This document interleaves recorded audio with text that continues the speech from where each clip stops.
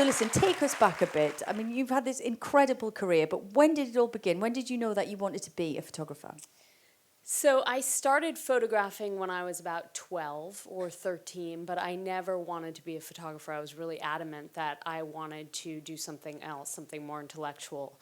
And I had no role models, actually. I didn't know of any photojournalists. I didn't understand that there was actually this profession where you can have this great marriage of an art and something and a storytelling, a way of storytelling. And so it wasn't until after I graduated from university where I studied international relations, and I moved to Argentina to learn Spanish. And there I sort of became aware of pictures in the newspaper, and I went to a Sebastian Salgado exhibit, and I was completely blown away by the power of his images.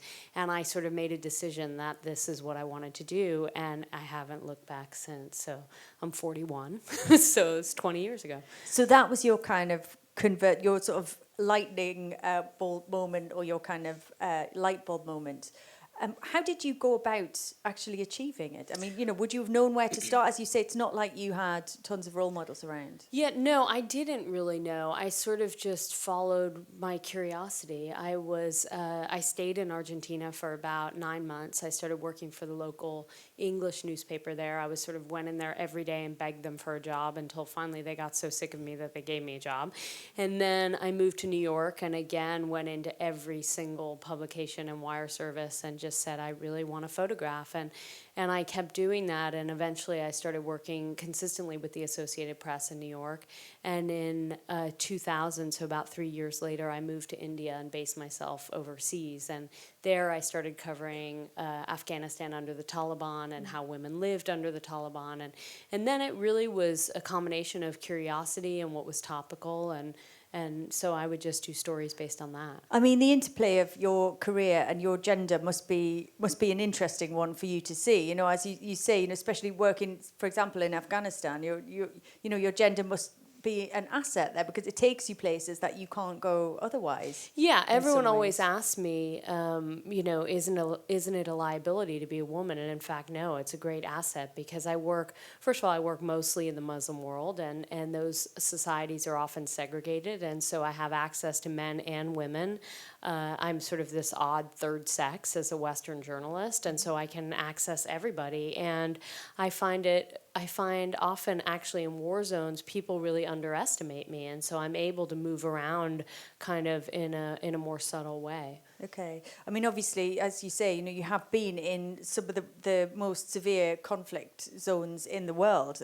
Darfur, Afghanistan, Syria, the Congo. What was your first trip to a war zone? When did you first go in? I guess when I was working in Afghanistan under the Taliban, there wasn't combat, but it was really a place that had suffered from 20 years of war already, and there were no embassies. There were none of the typical structures we rely on in times of need. For example, the hospitals were basically empty. There was no medicine, no doctors, so if something happened, there was nowhere to go. But it wasn't until 2003 when I went in to cover the war in Iraq. And I went in to northern Iraq and made my way. When Saddam Hussein fell, I went down to Baghdad through various cities and was working not only with the troops, but the different militias and covering the insurgency. And I stayed for almost 2 years in Iraq at that point, and also simultaneously started covering Darfur and then Congo and Libya, Lebanon, the rest.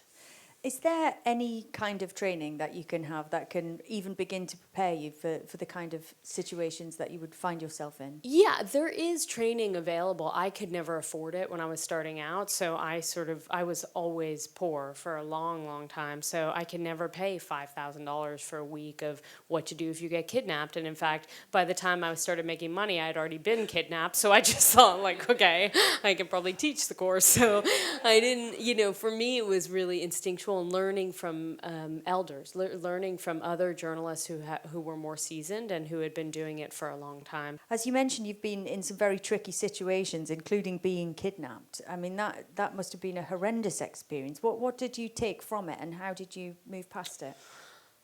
I mean, I think, I've been kidnapped twice. The first time was in Iraq. I know, you don't want to hang out with me very long.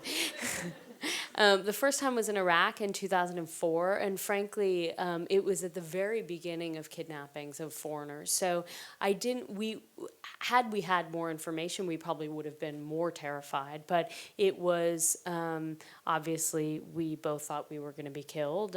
We were stopped on a smuggler's route on a road, stopped by about 20 to 30 gunmen with rockets on their backs and guns. And for the better part of a day, we were questioned. What were we doing there? Were we part of the occupation in Iraq?